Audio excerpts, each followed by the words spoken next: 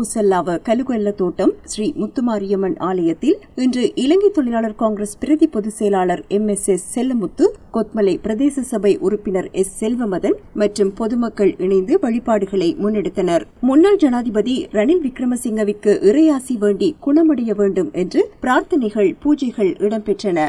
ஆலயத்திற்கு முன்பாக தேங்காய் உடைத்து ரணில் விக்ரமசிங்க குணமடைய வேண்டும் என்று பிரார்த்தனை செய்தனர். இந்த நிகழ்வில் தோட்ட தொழிலாளர்களின் தலைவர்களும் கலந்து கொண்டனர்.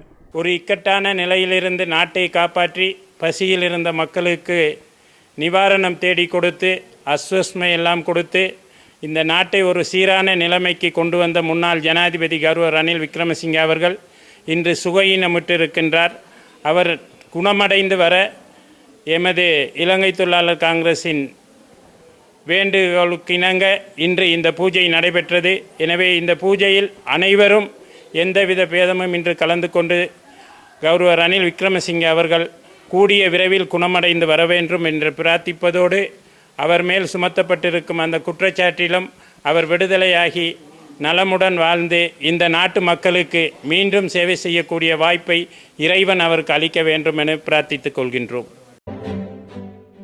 Earn the most trusted British law degree in town.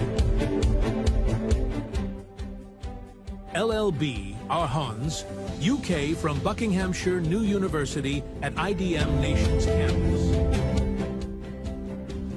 Your legal journey starts here.